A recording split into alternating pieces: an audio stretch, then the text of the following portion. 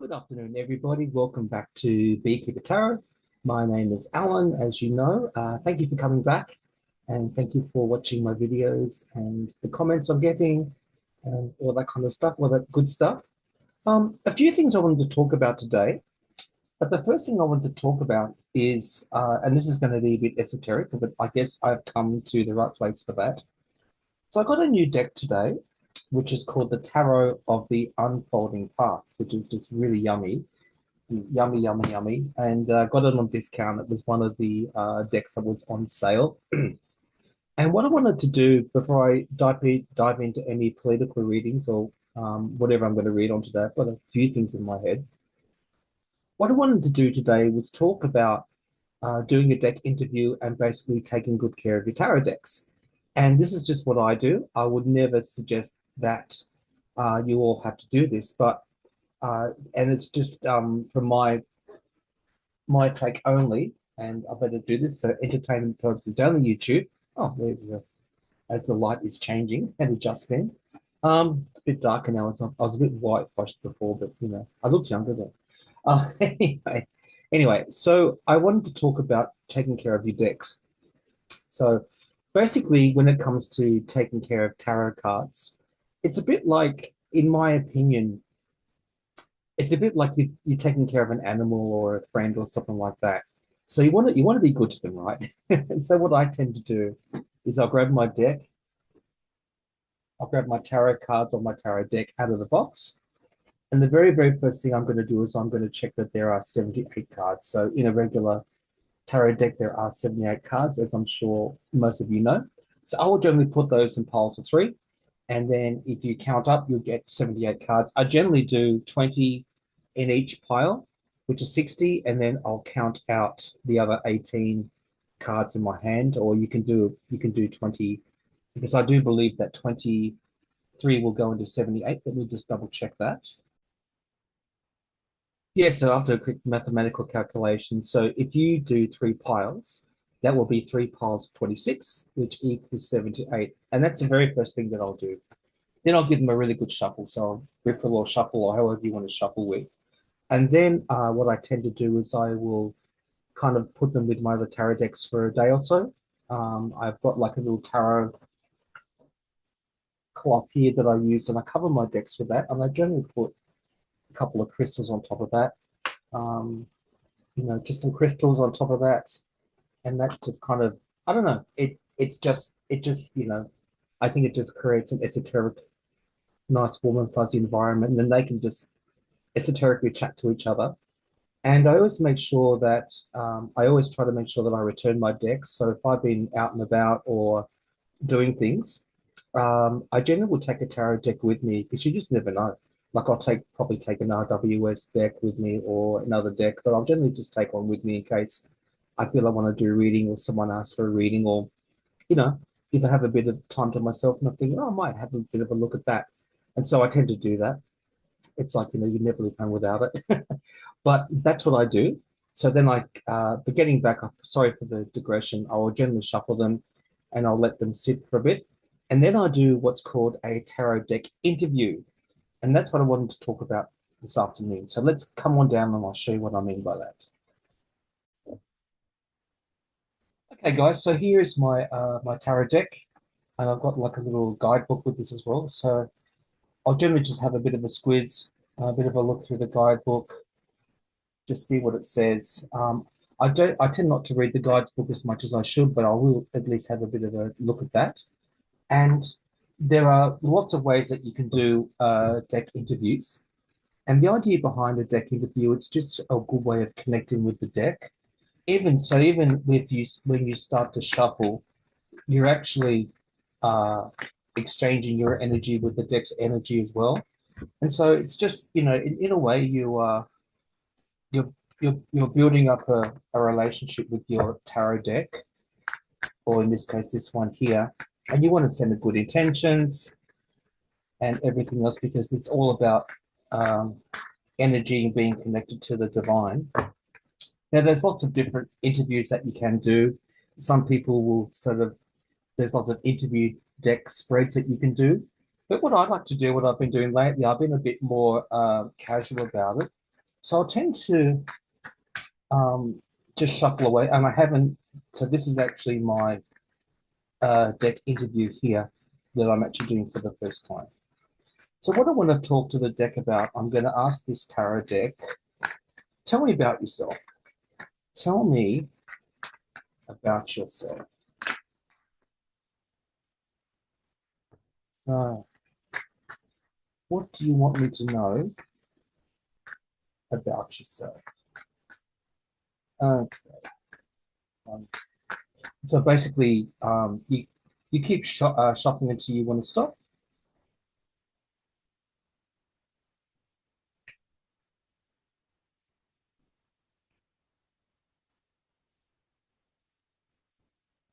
All right. Okay. So I'm just going to have a look at these cards here. Okay. So with the question I asked the deck was, what do you want me to tell? What do you want me to know about yourself? The first card that came up is the Four of Pentacles. So what this is saying to me is that this deck wants me to know, hold on to it. You know, treat be frugal with it, be precious with it. But it contains a lot of gold in this deck. It's grounded and it's wholesome.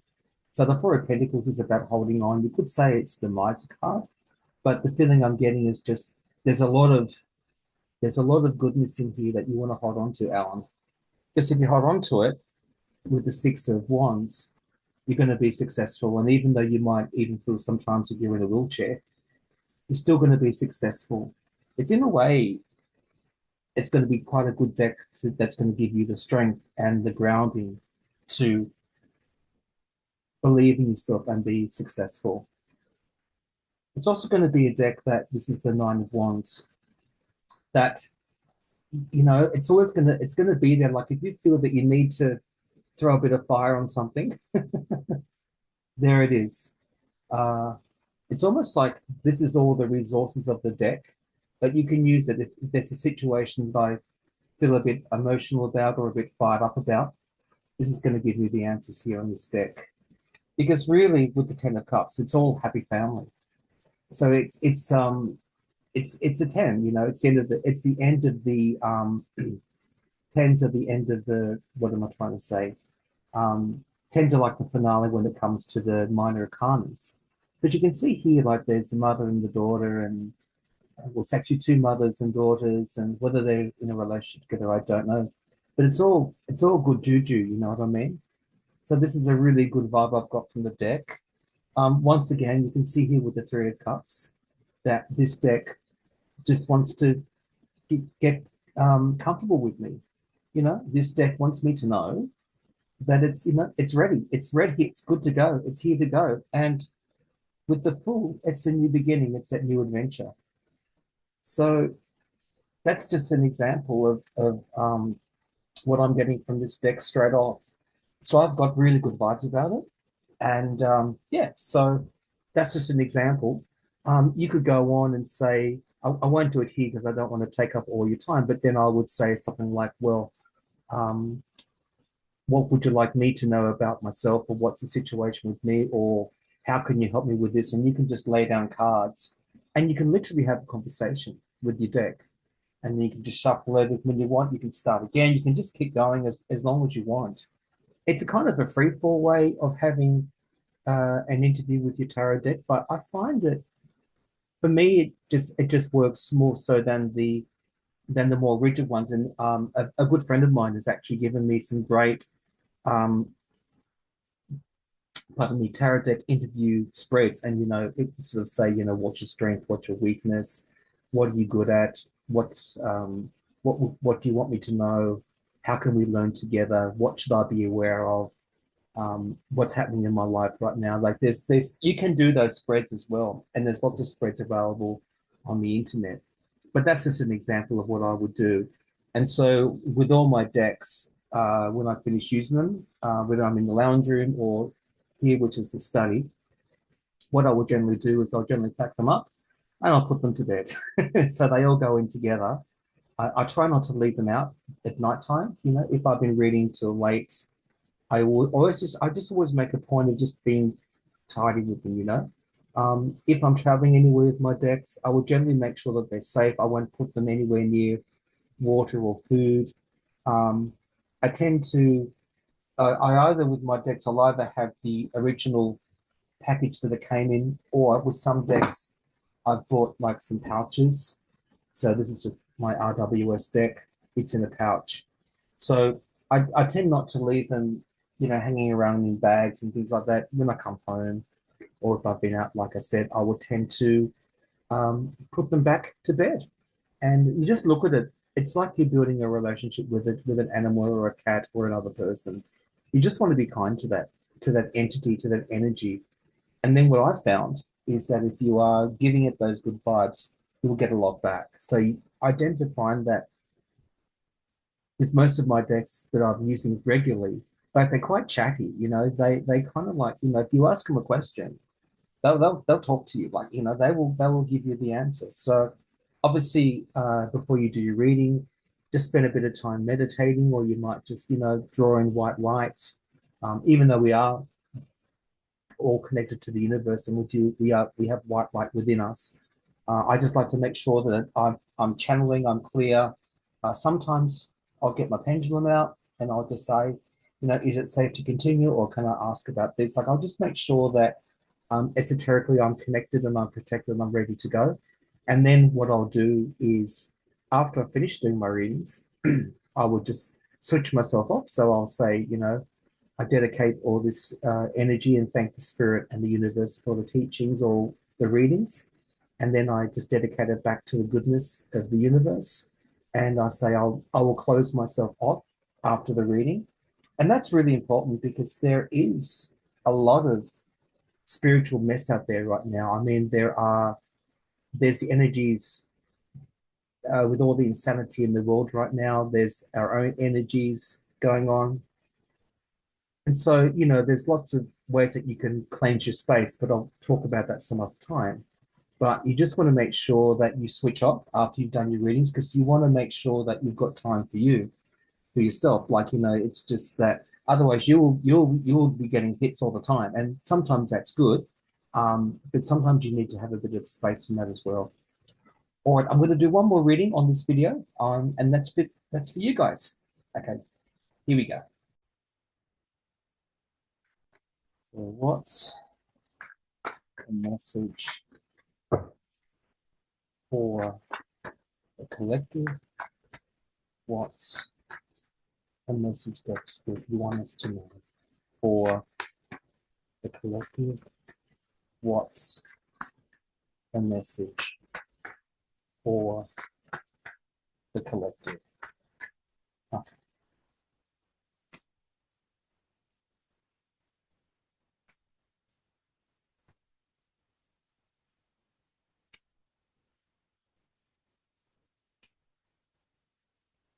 All right. Emperor, yes, indeed. All right, coming up, guys. All right, so what I'm getting from this, so this is the message from us, from this deck of cards. The first cutout is the Four of Wands. And so the vibe I'm getting from this is, so the fours are, they're quite stable. They're the first cards in stability, really, as you're going through the minors. But there's a stability with the number four. And in a way, it's almost like it's a little mini celebration. And what I'm getting from this is, you know, celebrate the things that you're passionate about, being that it's a wand, right? The things that you are passionate about, that you enjoy, get amongst it and celebrate it. And with the King of Cups, so you can see here that the king is above the water of all the emotions. So, in other words, what I'm getting from this is try and be emotionally above what's going on. I'll get to that with the next card. And I'll show you the next card first. Sorry. So this is the moon. So this is the environment around us right now. There's a lot of insanity happening in the world, and that stuff that we unfortunately we have no control over. That's going to be there, irrespective of what we think.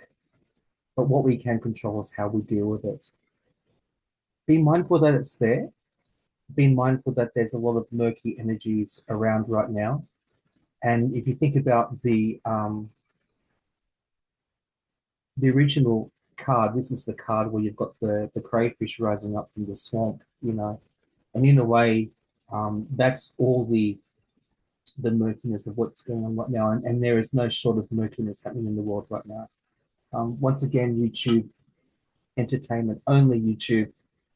So if we are aware that that stuff is going on, but don't sink into the emotions of it like it's there. The water's there, but in other words, try to rise above it. Try to rise above it emotionally because it's really, really easy to sink into all this crap going on right now on an emotional level. It's really easy for all of us because we're all impacted in what's going on right now with so much insanity going on politically in the world and with wars and everything else. It's just, it's just really murky right now. So to deal with that, stay above it emotionally and have those times where you decide, you know what, I'm going to switch off the TV, I'm going to switch off the radio, or I'm going to read my news, you know, and just get on with what you're doing in your life with the Eight of Pentacles. Just get on with your life. Do the things that you like doing, do your work, and do the things that you want to do, that you need to do. Like in other words, don't let this mess stop you from functioning because don't let it. With the king, like I said, emotionally stay above it. Yeah. And in that way, you are your own emperor. Usually, when I get the emperor card, I'm thinking about, you know, people like 45 or other people, but this was a reading about us. And the hit that I'm getting about this is irrespective, once again, of this going on,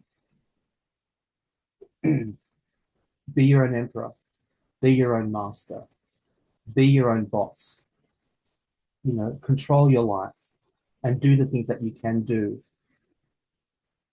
And in that way, just be resourceful and look after yourself, protect yourself as the emperor does. And I think as a community, I think this is where we need to also protect each other as well, you know, because there is just a lot of insanity going on right now. Um, just make sure that you're not going through this alone. And I know that a lot of readers have said this, but it's really true. It's really important. Don't do this alone. If you have, um, get in touch with people like, you know, you might have friends on your Facebook or got the tarot community. Reach out to people, you know, like don't, if you're feeling that you're not above it, get in touch with somebody. But whatever you do, do not sink into the murkiness of what's going on. That's really, really important. And be your own emperor, be your own, know how strong you are, irrespective of all this crap that's going on. Whatever, whatever you like doing, whatever your passion is, just do it. Just get amongst it and do your work and enjoy the moments that enjoy the things that you're passionate about and the stability in the things that you are passionate about. So that's my little mini reading for that. So yeah, I hope that resonates, people out there. I hope that resonates, folks. And I'll be back with another video very shortly. All right, guys, I'll be back soon. Okay, thanks for watching. Bye.